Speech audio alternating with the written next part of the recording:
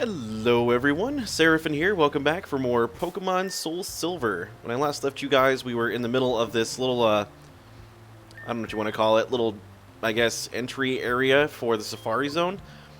And we're going to continue our little trek onward that direction today, starting out with, of course, this interesting double battle here. Shouldn't be too much to worry about, I imagine. Double team. Electabuzz and Magmar, you say? Well, that's an interesting combination. Why don't we take a look and see what we're dealing with here? I think first things first is we throw up a safeguard, because I don't want to get burned or paralyzed by either of these schmucks. In the meantime, we're going to throw down a Brick Break on Mr. Electabuzz. No, or Magmar. Let's do Magmar. I'm more concerned about Magmar than I am about Electabuzz. Apparently Electabuzz is quite fast. Who would have guessed? Are you kidding? Alright, now I'm just ticked off. This is ridiculous. Let's go Arbok. He's probably going to get wrecked in a single Thunderbolt, because of course he is. Which one of them used Protect? Magmar protected? Why does he know Protect? That makes no sense. I don't know. Whatever. Anyway. Screw you, Electabuzz. I knew it. But thankfully, I've got Brick Break, so that's not going to matter. Screw your light screen. It's not very often you actually get to use the secondary effect of Brick Break like that. But I'm down. In case you weren't aware, Brick Break destroys light screens and reflects. There, paralyze the stupid Electabuzz. And then I'm going to Brick Break his face, too. I like how suddenly I'm going faster than all of them, although he did put up light screen first, so... And now he's paralyzed. Enjoy a bite. Get out of here, jerk. Well, we're off to a fantastic start already. We're only 2 minutes in. Oh boy. Anyway, well, I guess at least I get a nice chunk of cash from them. Enough that my mother is calling me already. I got a fairly decent chunk of stuff, I think, waiting for me in the Pokemon Mart. That ought to be interesting. Alright, let's continue on our little merry way here. Looks like I'm missing a bunch of stuff. Did I already fight all those people down? No, I must not have, because there's an item ball down there, and I would have gotten that. So maybe I should go take a grab at that real quick. Oh, crud, I forgot about there being stuff in here. Oh no, I've had my fill of you right now. Absolutely had my fill of Golbats for the time being. It's interesting, because I do like Golbat a decent amount, but I'm just not feeling it right now. Alright, I'm going to revive my Vulpix, I think. Just because I want to give it some opportunity to gain XP. Probably should heal it first, unlike what I did last time, which is not do that. So I'm going to feed it some water. It's super effective. What? Oh, jeez. I guess you got to feed it like... Oh, I don't know. I don't know what you would feed a Vulpix. And oh, I already beat that guy, didn't I? Alright, well, what's across the bridge here, then? It's probably a picnicker or a hiker, whatever the fruit these things are called. Camper. Camper, that's right. Camper Grant. Got a Skip Bloom. Well, that's got Flamethrower written all over it. So enjoy one of those.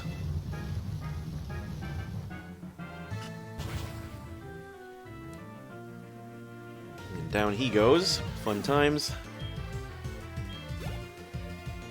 Reasonably good chunk. A Meryl, huh?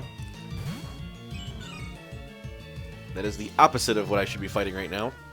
But I'm going to confuse it anyway.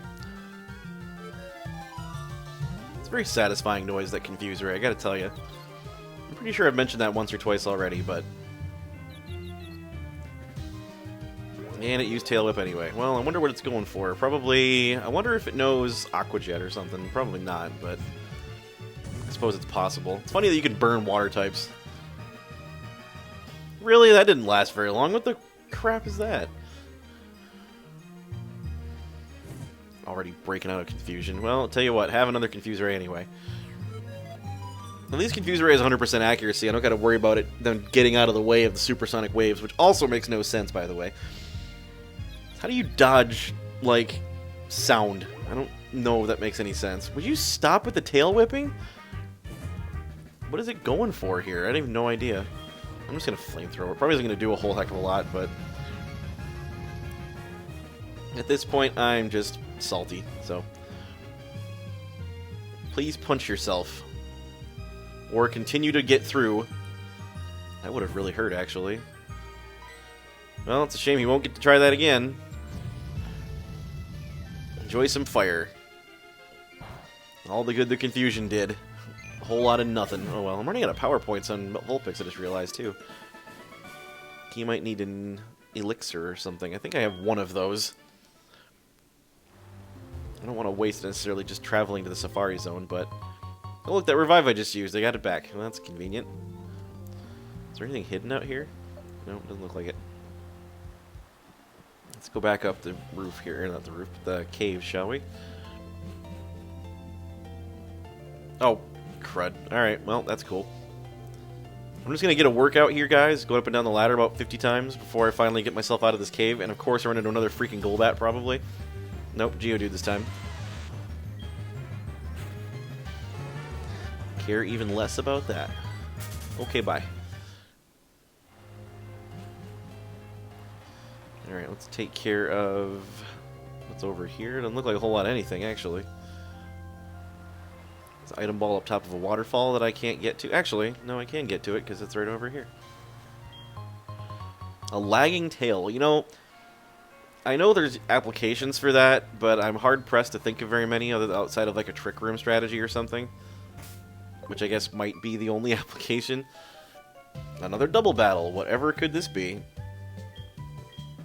I wasn't paying attention to what they just said. I'm sure it was something sappy and adorable.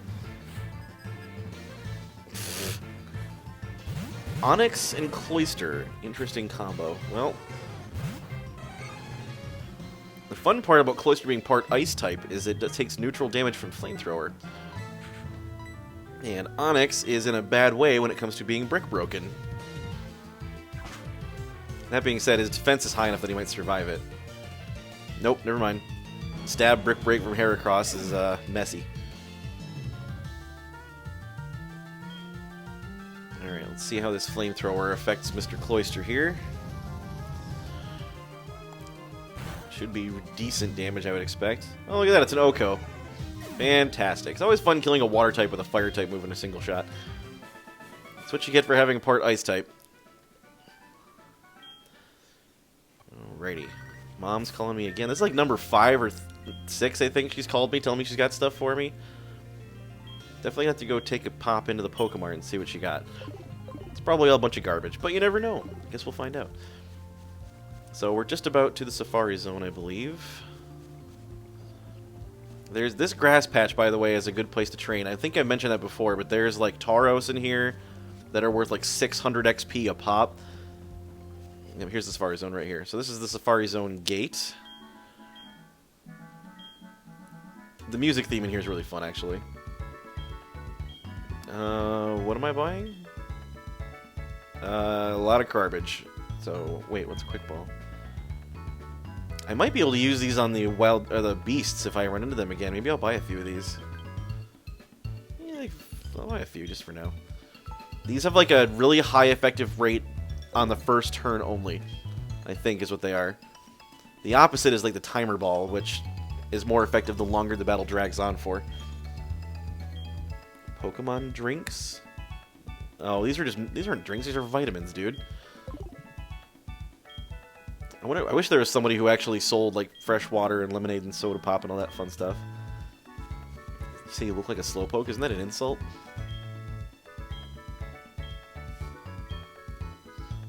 Okay, thanks for that. We got some kids here. And what is this person? Kangaskhan. I'm not a talker. Then why are you here? Under a stall. Yeah, whatever. Jigglypuff, eh? Well, let's go ahead and get healed up real quick. Then we can take a poke at the Safari Zone. Who's this person?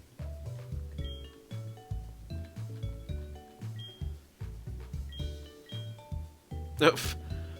It's not like an oasis or anything, I don't think. I guess to each their own.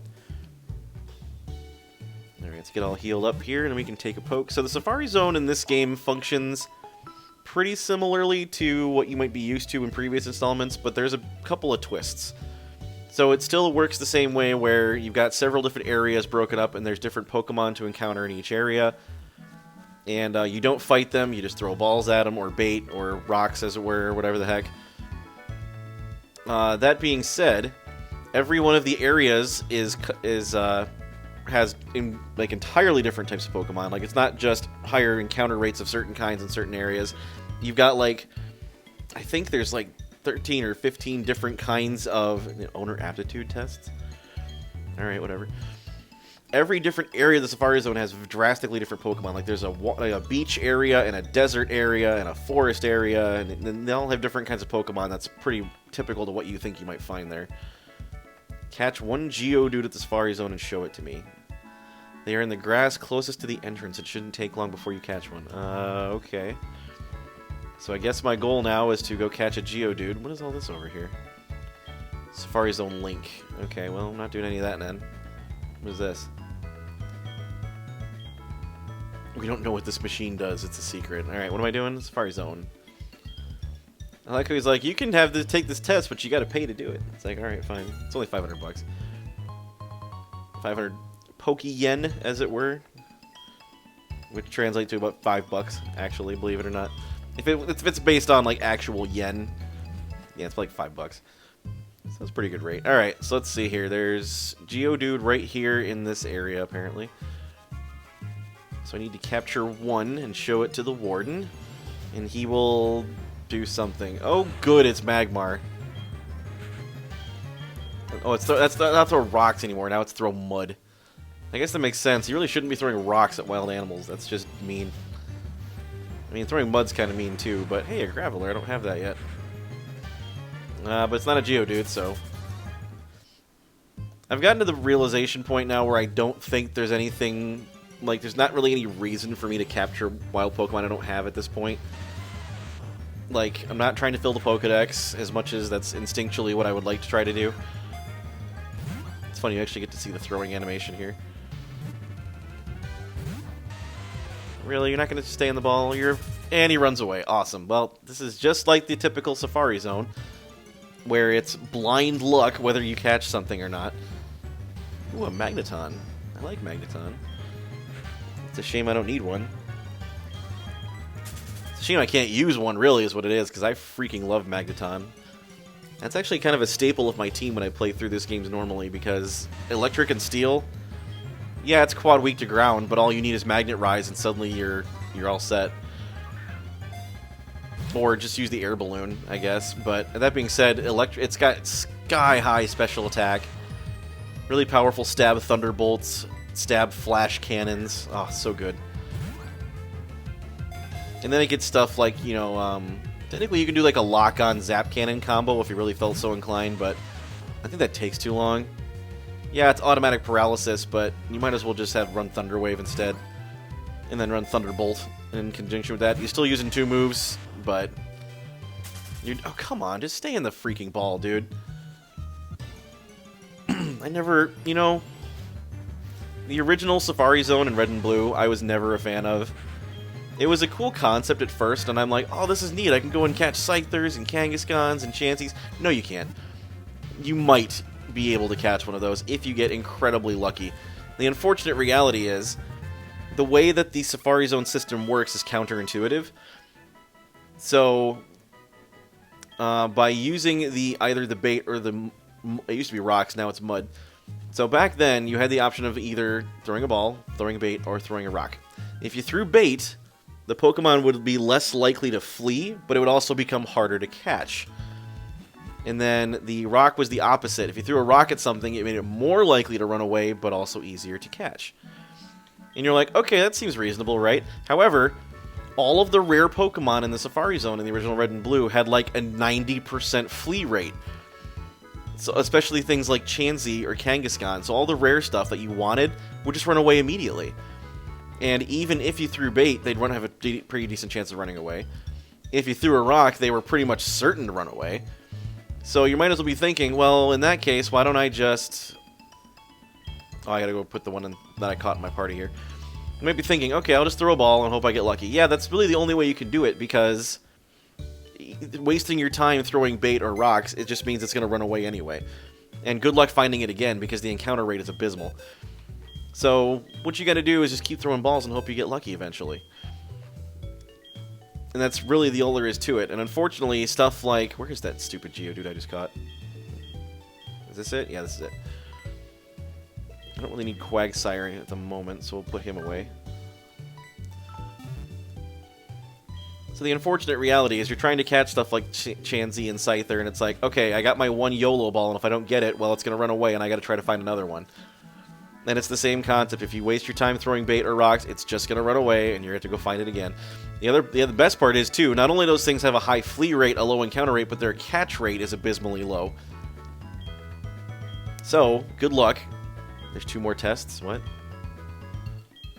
I'll let you know once it's ready. Just wait a little while I call you the Pokegear. So, what we saw was one area of the Safari Zone. This machine, once it's turned on, will allow us to kind of shuffle around the different sections of the Safari Zone and actually swap them out for different ones, which is really neat. There's a lot that you can only catch in the Safari Zone, obviously, which is the case. The way that this one worked, though, was really neat for the time, because after a certain point, like after the next test, we get to do the shuffle machine.